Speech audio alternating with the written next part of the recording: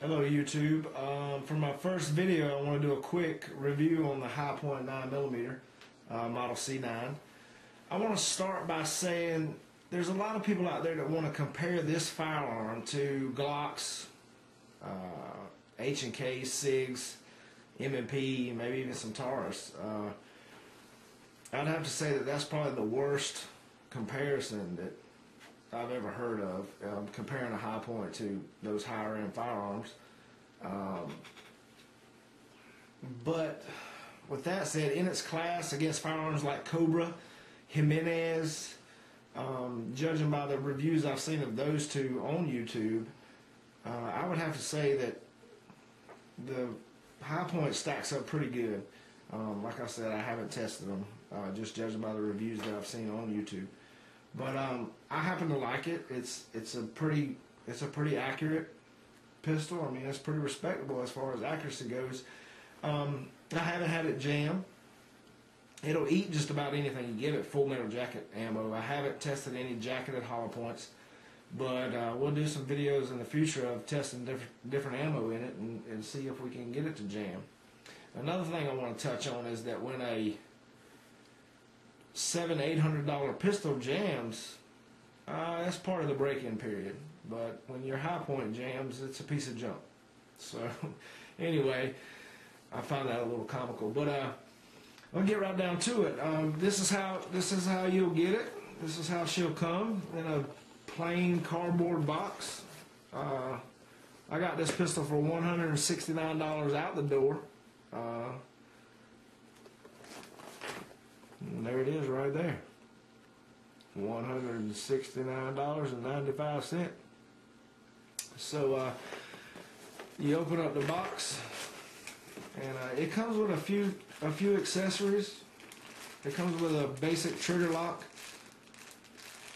and it comes with another trigger lock that kind of sandwiches around like this. We'll go ahead and pull it out of there. The camera's got enough battery life. So basically it sandwiches through the trigger housing. I don't know if you can see that, like that. And you would take your key, insert it. Can you see that? Insert it, push down, and if I can do this where you guys can see, push down and turn, and that locks it. And then you can also put a padlock on it. So for safety's sake, use one of these. It also comes with a ghost ring sight, if you prefer. It's a pretty nice little addition, I think. So we'll get right down to the star of the show. Here she is. Let's go ahead and check, make sure she's not loaded. Magazine is empty. Chamber's empty. Which I knew that. I never store my firearms without double checking, sometimes triple checking. So I guess we'll just start with the magazine. It's nothing special. It's a single stack, 8-round magazine. I've heard of some folks saying that if they did have problem with their Hi-Point jamming, they would fold these ears out a little bit, bend them outwards, and they say that usually takes care of it. So yeah, and when I got this pistol, in the owner's manual, new magazines, I've seen them on Midway for like $24, but actually the manufacturer has them for $15. So you can order them direct from the manufacturer for $15. And I want to say another thing that I like about this gun is it's made in the good old USA. Some folks might say that don't hold any water, that it's made in the United States, but for an entry-level pistol, I mean, I don't really think you can get much better than this. And you know, there's a review on here, Iraq veteran 8888 put one of these things through the ringer, and it came out swinging like a champ. And then also, Hi-Point has probably one of the best warranties in the firearms business. You send it back and they'll repair it. It's lifetime warranty. some folks say for the original owner, but I've read that even if you're the second or third owner, if you buy one of these used and there's something that goes wrong with it, they'll repair it, no charge. So anyway, I did a few modifications to this gun. I just basically took a sanding block and sanded the black paint off of it because I kind of like the way the 380 looked, the High Point CF 380. So I did that. I haven't polished it or put anything to protect it on there, but it looks really good in my opinion. A couple of things that you will notice, it has two screws that hold the stocks on, or the grips, I guess you could say. They stick out a little bit, but I mean the gun is still really comfortable in your hand. I don't have a problem with them being there. The magazine release is a 1911 style. It sticks out a little bit. I don't know if you can see, but it sticks out a little bit, but it don't seem to get in my way, nor have I ever hit it with my thumb and the magazine fell out while firing or anything like that. The safety is pretty much it's basic, up and down. Red means fire. So, but judging by all the parts on this gun, I see the safety probably being the first thing that breaks. And the reason I say that is it's also a slide. It's a slide hold open. So you would slide, I don't want to get in the way, but you would slide the slide back and push the safety up in this notch, and that holds the slide open. So I mean that puts a little bit of stress on this thin metal. So, but it hasn't failed yet.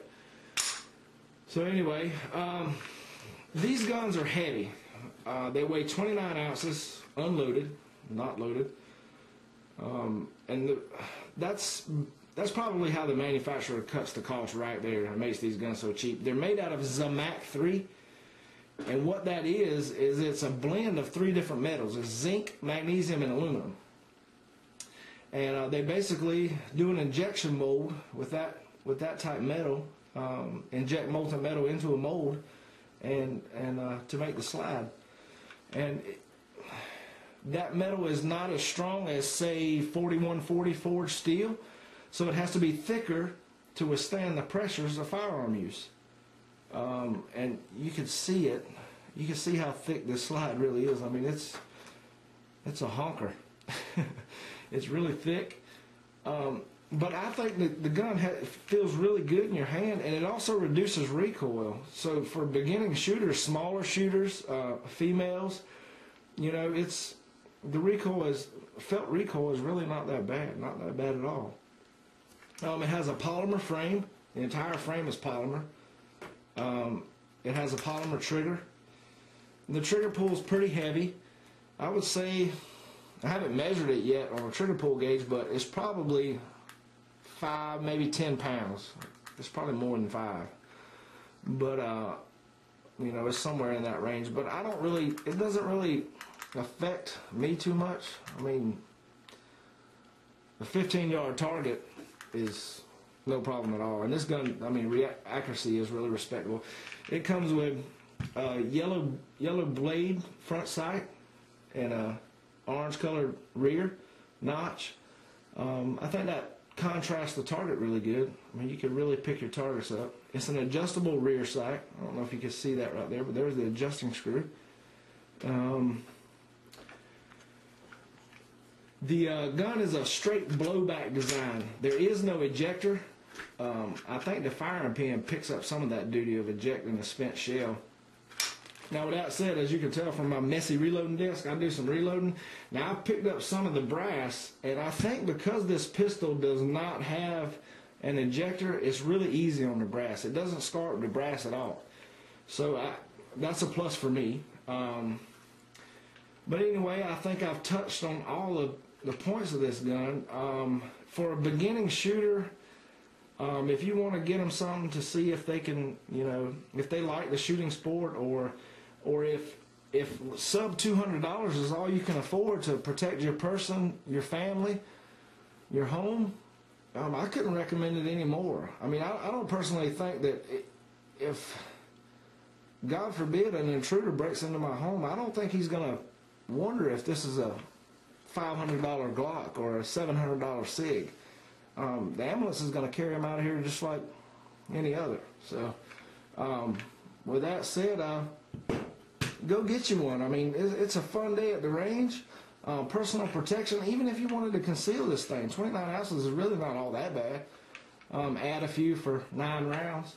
And I liked this 9mm so much, I went out and bought its bigger brother, the 45, and more to come on the 45 later. So have a great day, YouTube, and happy shooting.